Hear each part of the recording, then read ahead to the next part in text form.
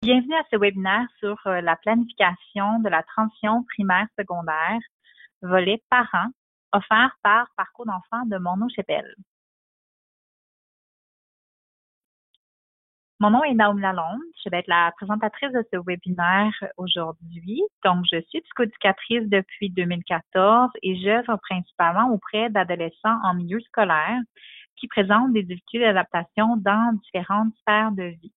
Donc sociale, personnelle et familiale, et qui éprouvent des difficultés au niveau, par exemple, de l'estime de soi, des habiletés sociales, la gestion des émotions, l'organisation scolaire, l'autonomie, la motivation et plus encore. J'ai accompagné plusieurs élèves et leurs familles dans la transition entre le primaire et le secondaire.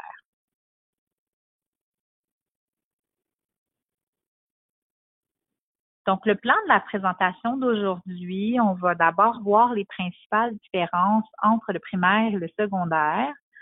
On va voir aussi en tant que parent comment vous pouvez accompagner votre enfant dans la transition. On va discuter ensuite du secondaire et des changements qui sont liés à l'adolescence et finalement des services de soutien aux élèves. Donc, les principales différences entre le primaire et le secondaire.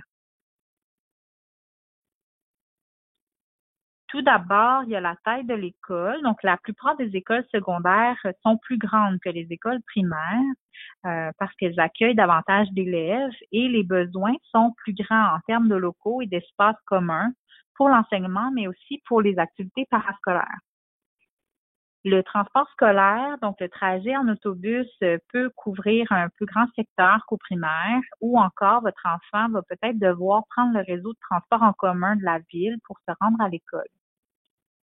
Au niveau du casier des cadenas, votre enfant va avoir son propre casier, parfois même deux casiers, un petit et un grand, par exemple, qui vont être barrés avec deux cadenas différents, qui vont généralement être prêtés par l'école. Et son casier devrait se retrouver dans un secteur qui est commun, donc avec des élèves de différents niveaux scolaires.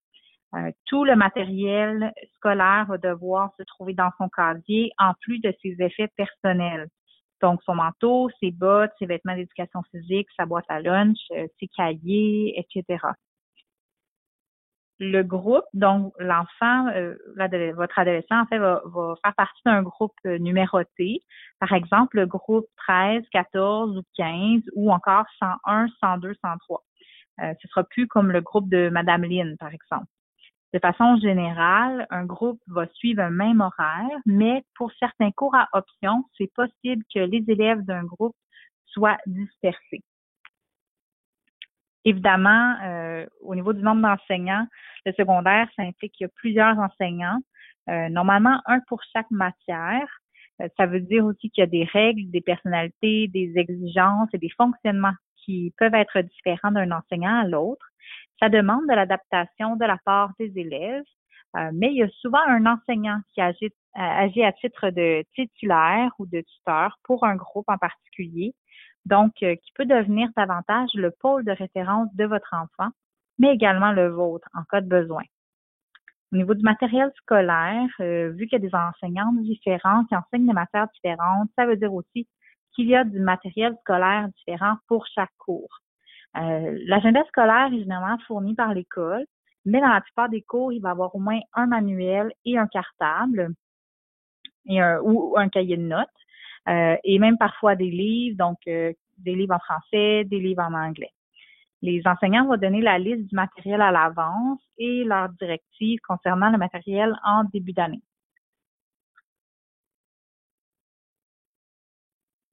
L'horaire, donc en début d'année, votre enfant va avoir son horaire de cours pour l'année. Ça ne sera pas nécessairement un horaire du lundi au vendredi, mais plutôt un horaire du jour 1 à 14, par exemple. Donc, avec les fériés, les journées pédagogiques, un jour 10 pourra tomber un lundi. C'est important d'être vigilant et de regarder le calendrier scolaire avec les journées, les bonnes journées.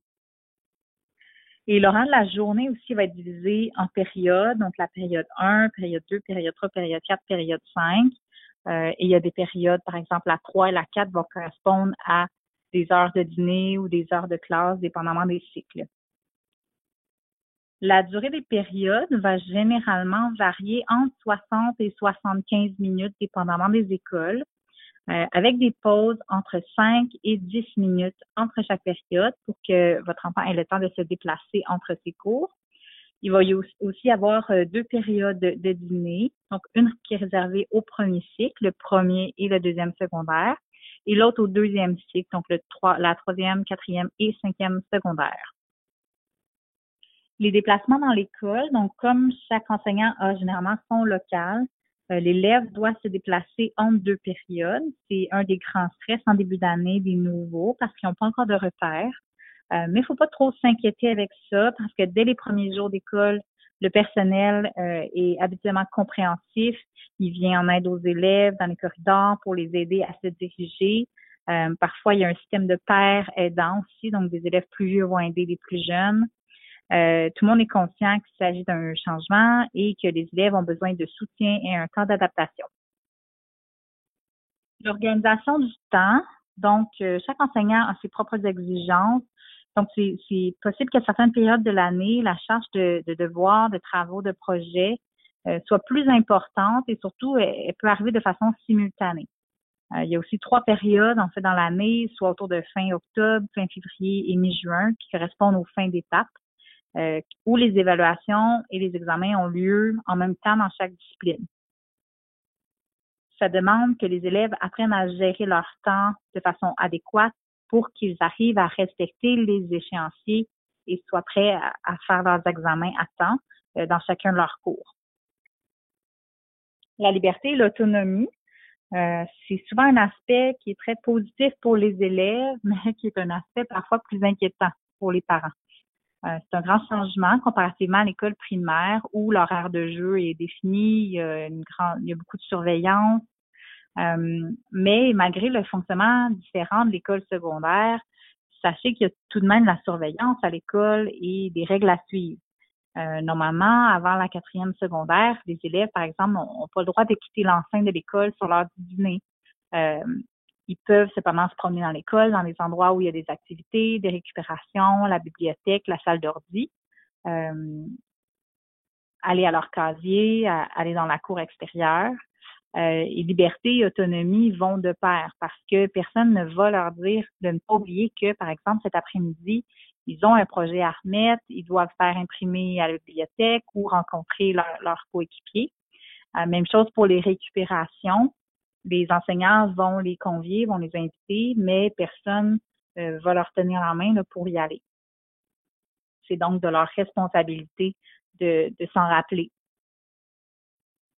Les activités parascolaires, plusieurs des écoles secondaires ont des équipes sportives et ils vont offrir aussi une vaste sélection d'activités parascolaires, que ce soit dans les sports, le théâtre, l'informatique, les sciences, la musique, ça peut être une radio ou un journal étudiant. Donc, il y en a vraiment pour tous les goûts. Les activités peuvent avoir lieu sur l'heure du dîner ou après l'école. L'information est généralement transmise aux élèves et à leurs parents en début d'année en vue de la période d'inscription.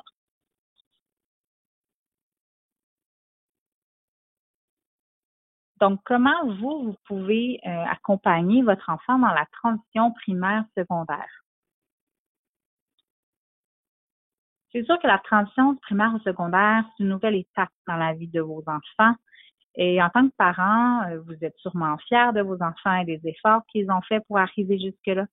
Vous les voyez grandir, vous voyez qu'ils graduellement ils deviennent des individus à part entière, ils ont leurs propres intérêts, leurs propres rêves, buts et ambitions.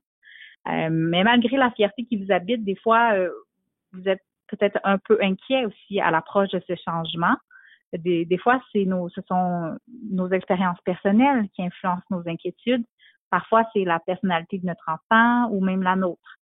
Mais c'est normal. Il faut juste rester vigilant pour ne pas transmettre nos inquiétudes à nos enfants. Et vous, en tant que parent, est-ce que vous vous souvenez de votre propre entrée au secondaire? Est-ce que vous vous rappelez de quelles étaient vos inquiétudes? Est-ce que vous en gardez une expérience positive? Parce que tout ça va influencer aussi la façon dont vous allez en parler avec votre enfant.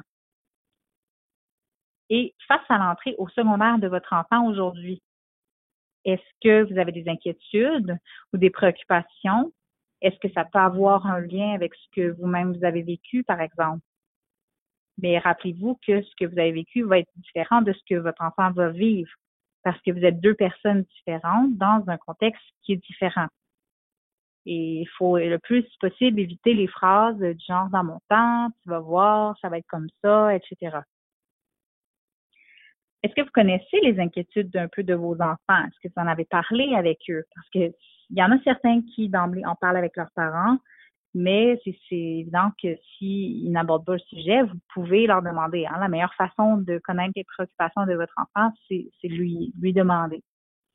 Parce que c'est normal que pour votre enfant aussi, l'entrée au secondaire, c'est très positif pour la majorité. Ils sont contents d'être devenus plus grands, plus vieux, plus matures, d'être plus libres. Mais ça reste un grand changement, donc ça amène aussi un stress. L'enfant change d'école, de milieu, d'amis, doit se créer des nouveaux repères. Euh, c'est normal qu'il y ait des inquiétudes et des préoccupations. Et voici, je vais vous présenter les plus fréquentes qu'on voit en début d'année. Donc, oublier son cadenas, son code de cadenas, en fait, changer de local, se perdre dans l'école, donc tout ce qui a trait au déplacement, se faire intimider par les plus grands, prendre l'autobus, oublier son matériel scolaire, se faire des amis, arriver en retard, la charge de travail. Il y en a plusieurs autres, dépendamment des enfants, là, mais j'ai présenté les plus fréquentes. Donc, quelles sont les réactions normales au changement? Donc, comme tout changement nécessite une adaptation, c'est normal d'observer des réactions qu'on dit qui sont temporaires. Les réactions vont varier d'un enfant à l'autre en termes de durée et d'intensité. Par exemple, on peut observer des difficultés dans différentes sphères de vie. Par exemple, au niveau du sommeil, on peut remarquer qu'il y a un manque d'appétit, de l'eczéma. Si votre enfant a tendance à en faire en période de stress, des maux de ventre, il peut s'isoler plus, donc un repli sur soi, plus irritable, surexcité ou toute autre réaction attribuable au stress que vous reconnaissez chez votre enfant. Il peut être plus verbomoteur, donc parler, questionner fréquemment sur le secondaire. C'est vraiment le focus de ces discussions tourne autour de ce sujet-là souvent.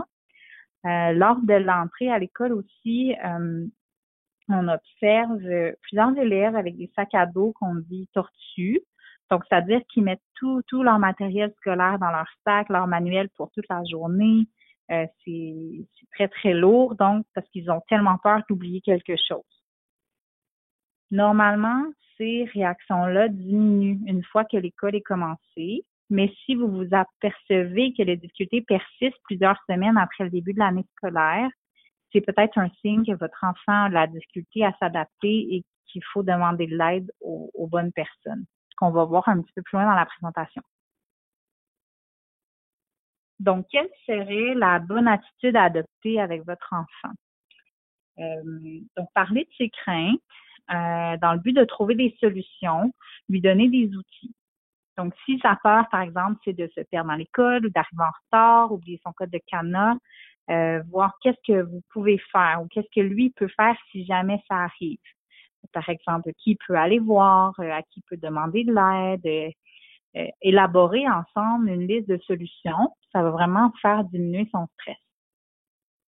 Stimuler son autonomie, donc l'impliquer dans des tâches qui sont agréables, qui sont reliées à la rentrée scolaire.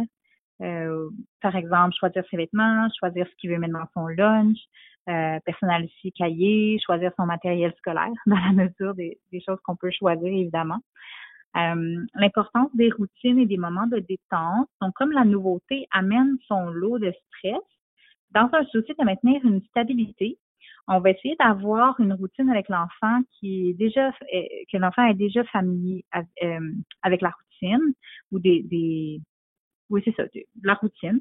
Et les moments de détente aussi vont être super importants à l'extérieur de l'école. Donc, ça peut être des moments en famille, avec des amis, une activité ou juste jouer dehors. L'objectif, c'est surtout de prendre du temps pour décompresser, pour penser un peu à autre chose que l'école.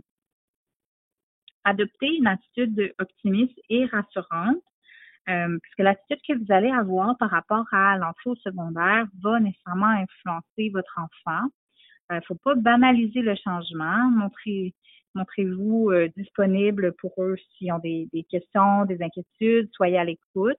On demeure optimiste, positif, rassurant et surtout, on valorise cette belle étape de vie auprès des enfants. D'un point de vue plus pratique, qu'est-ce que vous pouvez faire, vous, chers parents? Donc, l'agenda, le consulter tous les soirs afin de voir, surtout en début d'année, s'il l'utilise adéquatement, vérifier s'il a bien écrit ses examens, ses devoirs, ses travaux à remettre. Donc, vous lui offrez du soutien et de l'encadrement.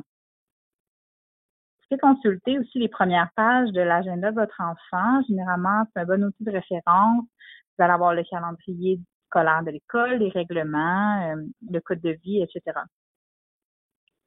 Visite de l'école, donc vous pouvez visiter l'école avec votre enfant avant le début de l'année scolaire, pratiquer avec lui son code de cadenas, donc aidez-le à placer ses choses dans son casier, vous pouvez visiter les locaux avec son horaire en main pour savoir où il doit se diriger là, quand l'école va commencer, par exemple, ça peut être bien utile là, pour lui. Ensuite, l'horaire. Donc, gardez une copie de l'horaire de votre enfant à votre disposition, par exemple sur le frigo. Ça va vous permettre de suivre le contenu de sa journée et parfois même de pouvoir entamer des discussions avec lui sur ce qu'il a fait aujourd'hui, par exemple. Vous pouvez aussi garder une copie de l'horaire des périodes de récupération, de l'aide aux devoirs en cas de besoin. Ça peut être super utile. Les communications avec le personnel de l'école. Vous pouvez déjà vous familiariser avec les différentes plateformes de communication utilisées par l'école. Ça peut être le portail, ça peut être le portail au niveau mathématique, bon, tout ça. Identifier les personnes ressources à contacter en cas de besoin aussi, qui est son titulaire, les techniciens en éducation spécialisée, qui est à la direction du premier cycle ou à la direction générale. Et surtout, n'hésitez pas à faire appel à eux en cas de besoin. Au niveau de la supervision des devoirs, des travaux et de l'étude, c'est sûr que vous êtes la personne qui connaissez le mieux vos enfants en termes de besoins d'encadrement. Donc, pour certains, vous savez que c'est mieux de poursuivre l'encadrement que vous leur offriez au primaire, au moins pour les premières semaines de l'année scolaire. Et ensuite, on va s'adapter aux capacités, aux besoins individuels. Puis, il y en a d'autres qui, vous laissiez probablement votre enfant là, assez autonome, même à la fin du primaire. C'est sûr que c'est toujours bon, vu que c'est un changement, là, de s'assurer qu'il maîtrise bien là, son agenda et tout ça, l'organisation en début d'année. Et après, on s'adapte, évidemment. Parce que le simple fait de gérer leur horaire pour faire leurs devoirs, leurs études, établir un ordre de priorité, c'est un gros apprentissage à faire. Donc, ils vont probablement avoir besoin de votre support. Il y a certains enfants aussi qui vont demander d'être complètement autonomes, qui vont pas vouloir de votre aide du tout. C'est sûr qu'il faut pas qu'ils sentent que si vous insistez, c'est parce que vous leur faites pas confiance.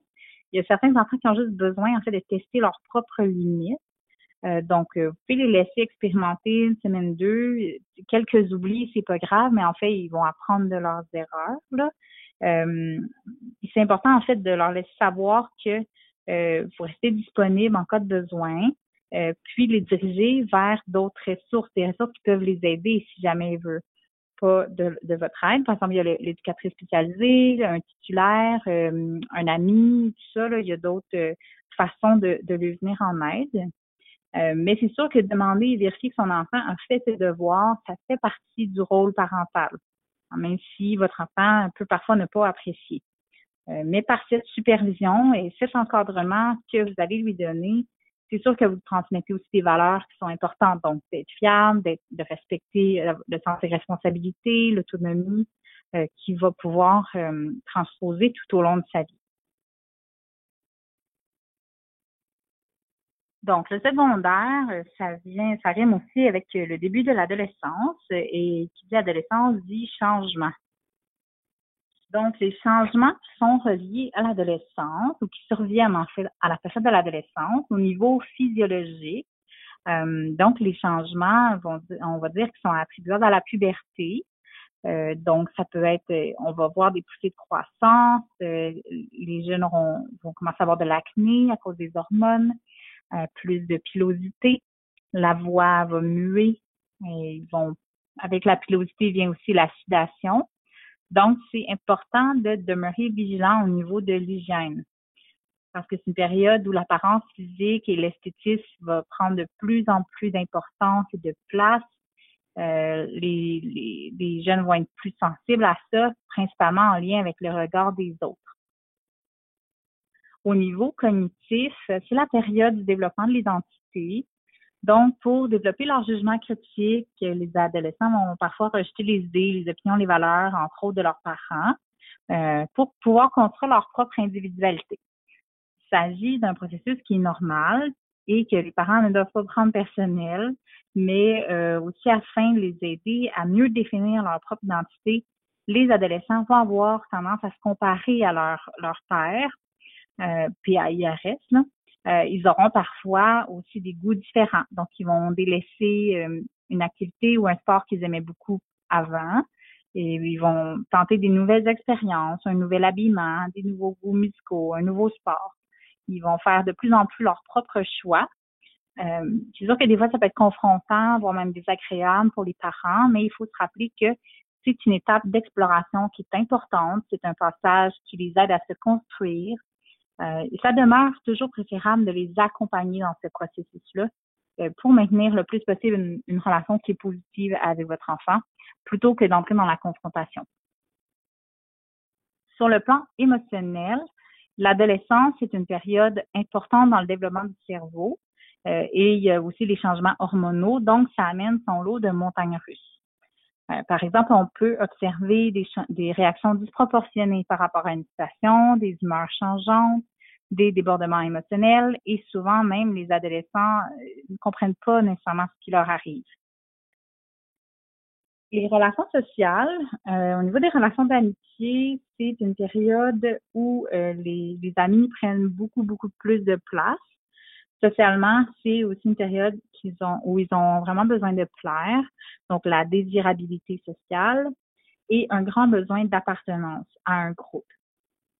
Donc, il ne faut pas se surprendre si ces relations changent durant le secondaire. Votre enfant va moduler ses relations en fonction de ses intérêts et vice-versa. Donc, ses intérêts seront aussi modulés par ceux de son groupe d'amis.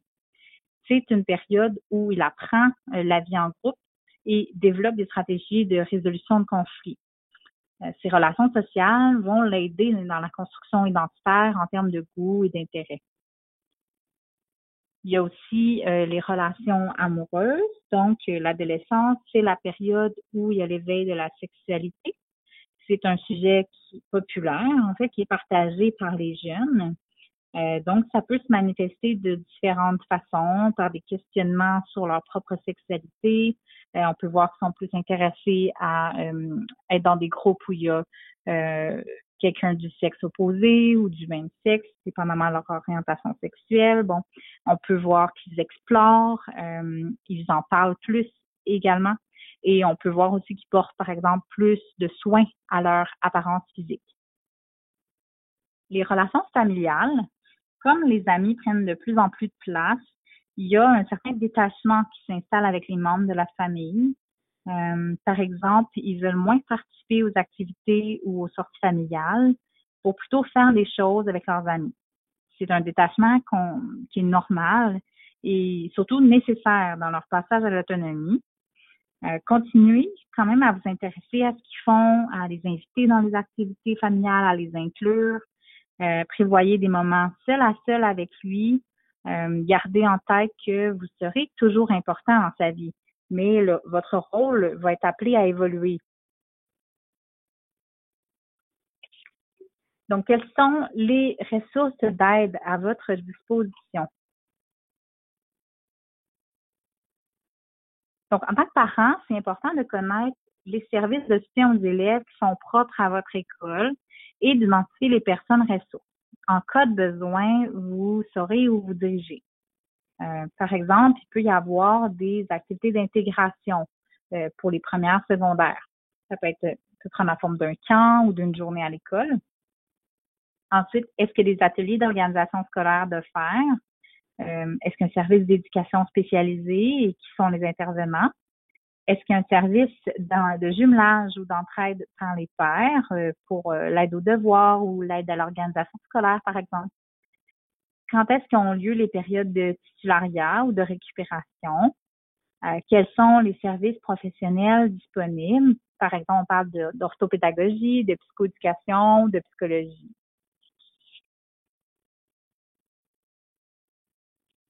Chez Parcours d'enfants, nous offrons des services qui sont complémentaires à ceux que vous pourrez retrouver dans les écoles.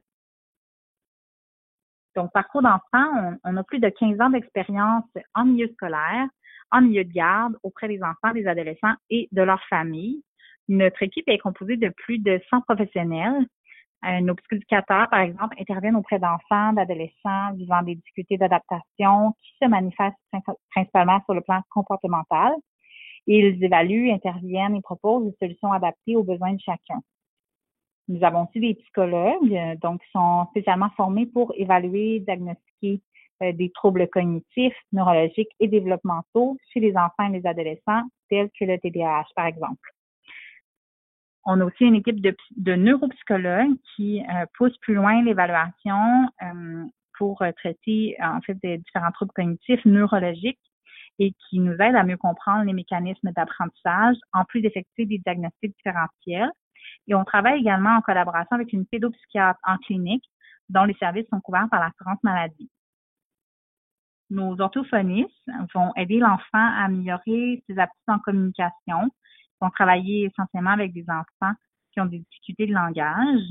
En milieu scolaire, nous avons aussi des orthophonistes, des orthopédagogues, qui vont aider l'enfant ou l'adolescent au niveau de son organisation scolaire, ses méthodes de travail et qui vont l'aider à développer ses stratégies d'apprentissage. Et nous avons en clinique également des ergothérapeutes qui vont travailler l'autonomie de l'enfant, qui vont l'aider à développer sa motricité dans les tâches diverses, mais aussi dans la planification et dans certaines tâches et l'organisation de son espace de travail.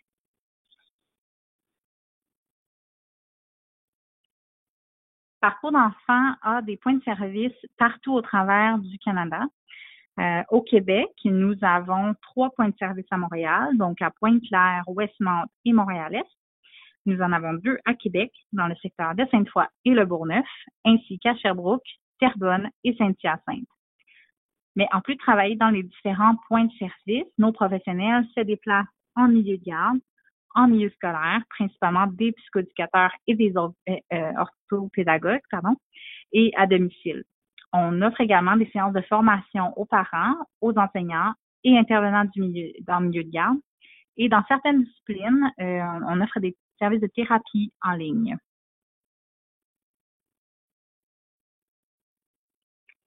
C'est ce qui conclut ce webinaire sur la transition primaire-secondaire.